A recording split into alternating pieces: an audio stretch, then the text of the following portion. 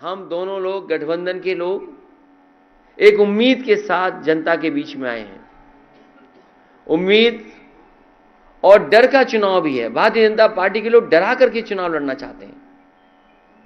मैं आने वाले समय में भरोसा दिलाता हूं कि जिस तरीके से 100 नंबर जो अब 112 हो गई है, पहले तय था कि हर 8 किलोमीटर पे एक गाड़ी होगी या 12 किलोमीटर के बीच में गाड़ी होगी। अगर कानून व्यवस्था को और ठोस कानून व्यवस्था मजबूत करने के लिए अगर गाड़ियों को बढ़ाना भी पड़ेगा और फोर्स को बढ़ाना पड़ेगा, तो समाजवादी सरकार में फोर्स बढ़ेगी।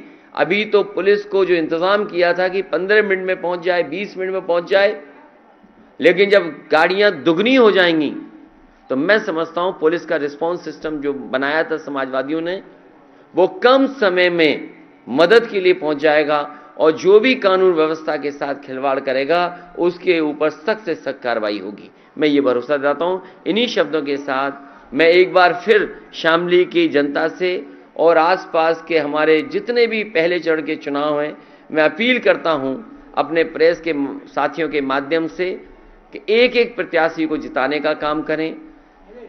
लगातार हम लोग जा करके अपील कर रहे हैं कि जिताएं। यहां के इस गठबंधन और समाजवादी पार्टी के जो प्रत्याशी हैं प्रसन्न चौधरी जी, मैं उनके समर्थन में आपसे अपील करता हूं उनकी मदद करें।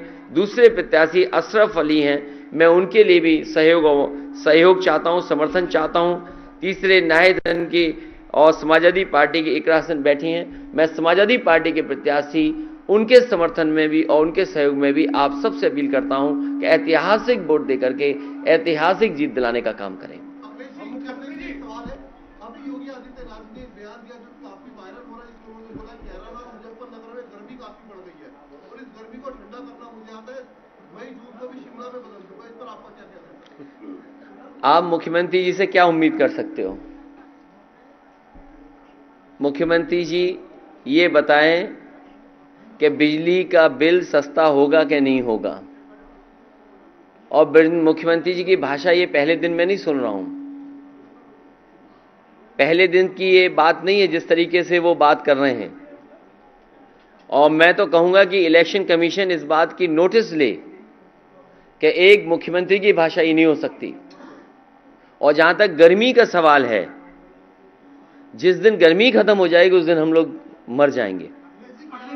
जितने भी हम लोग बैठे हैं, अगर गर्म खून हमारे अंदर नहीं बहे तो हम जिंदा क्या रहेंगे। लेकिन जहां तक सवाल मुख्यमंत्री जी का है, उनका एफिडेविट देखिए, कितनी धाराएं उनके ऊपर थी। भारतीय जनता पार्टी सोच रही है कि गलती तो नहीं कर दी उन्हें मुख्यमंत्री बना करके। तो ये जो मुख्यमंत्री जी के अंदर गर्मी आ रही है, वो इसलिए गर्मी आ रही है कि ये टिकट जगह जगह मांग रहे थे, इनकी मनपसंद टिकट उन्हें नहीं मिली, उन्हें वापस उन्हें घर भेज दिया गया है। प्रधानमंत्री जी ने इन्हें पैदल पैदल चलाया। जो पैदल पैदल चल रहे हैं और बेदल हैं, कभी मुख्यमंत्री से पूछेगा उनका दल कौन सा है, क्या वो भारतीय जनता पार्टी के सदस्य हैं? और भारतीय जनता पार्टी ने तय किया है कि जिस तरीके से इन्हें पैदल पैदल चलाया, आने वाले समय में इनको कुछ मिलने वाला नहीं है, इसलिए इनकी भाषा बदल गई है। और जब से गठबंधन के लोग और गठबंधन के लोगों को समर्थन मिला है, इनके चेहरे पर तोते उड़ गए।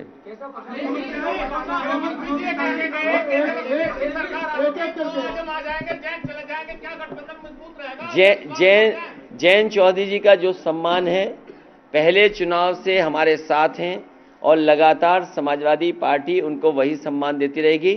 सवाल यह है कि भारतीय जनता पार्टी घबराई हुई है कि किसान इस बार समर्थन कर रहा है गठबंधन का, और किसान ये महसूस कर रहा है कि उसके मान सम्मान का चुनाव है।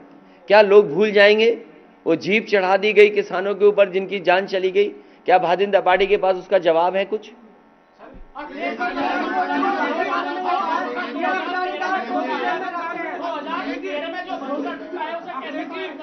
इसीलिए मैंने कहा ये चुनाव भाईचारा बनाम भारतीय जनता पार्टी है। भारतीय जनता पार्टी की नकारात्मक राजनीति है, उनके हर भाषण में नकारात्मक देखोगे आप। लेकिन इस गठबंधन के साथ उम्मीद है कि किसानों की सिंचाई माफ होगी, हमारे कर्मचारियों को पुरानी पेंशन बहाल होगी और बिजली घरेलू माफ होगी, किसानों का 15 दिन में भुगतान होगा। मुझे याद है जिस समय संकट था, पेमेंट नहीं हो पा रहा था, बजट से पैसा दिया गया था, 2000 करोड़ रुपया किसानों को बांटा गया था।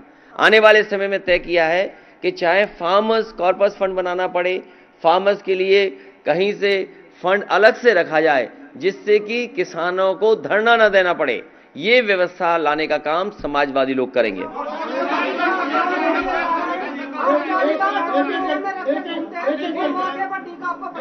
कौन कह रहा? अरे तुम लगा दो टीका, कौन कह रहा है? मैं तो कहूंगा केशव प्रसाद जी आए, हमें जीत का टीका लगा दें आके।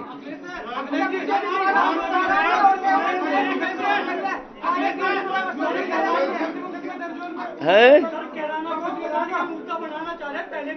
ये देखिए वो कंफ्यूज हैं। जब से हमारी और जयंत चौधरी जी की केमिस्ट्री बेहतर हुई है, और केमिस्ट्री को हिंदी में कहते हैं रसायन, और जो लोग पलायन की बात कर रहे हैं उनका राजनीतिक पलायन उत्तर प्रदेश से होने जा रहा है। ये भाईचारा का चुनाव होने जा रहा है। सब एकता पसंद कर रहे हैं, गंगा जमुनी तहजीब को पसंद कर रहे हैं। केवल भारतीय जनता पार्टी को अपनी उपलब्धियां न बतानी पड़ जाएं, इसलिए जानबूझ करके जनता को भ्रमित कर रहे हैं।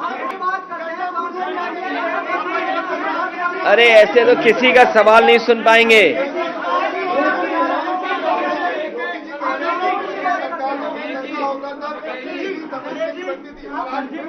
क्या चीज?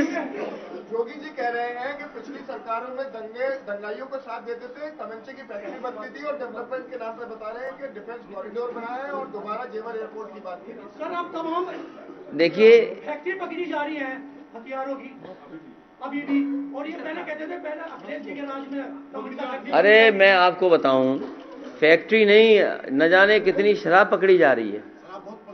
अभी रायबरेली में कितने लोग जान चली गई, और जितना भी शराब का ये गैर कानूनी काम हो रहा है, सब भारतीय जनता पार्टी के लोग शामिल हैं। सब भारतीय जनता पार्टी के लोग शामिल हैं।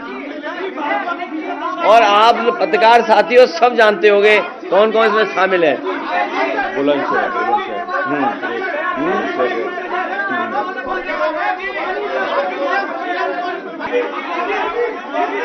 एक मिनट पूछिए, क्या है, क्या कह रहे हैं? जाटों के नेता हैं, बात जाट की करते हैं, बात जाट की लेते हैं, लेकिन टिकट मुसलमानों को देते हैं।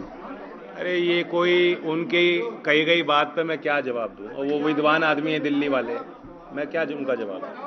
हम देते हैं टिकट, जिसकी भागीदारी होनी चाहिए, सब वर्गों को हमने टिकट दिया।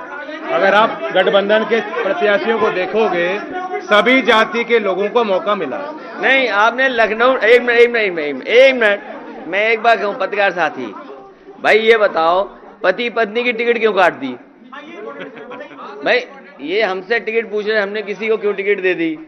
भाई ये बताओ, जो रात भर लोगों को सोने नहीं देता, नहीं, वो बात नहीं है, झगड़े वाली बात नहीं है। जो एक व्यक्ति रात भर किसी नेता को सोने नहीं देता था, कभी किसी घर, कभी किसी घर, कभी किसी घर, और नेताओं को तोड़ता था। भाई बीजेपी के लोग बताएं, पति पत्नी को क्यों घर बैठा दिया? कम से कम दोनों की मिलाप करा दें आप। चलिए, जयंत हमारे साथ होंगे। रचना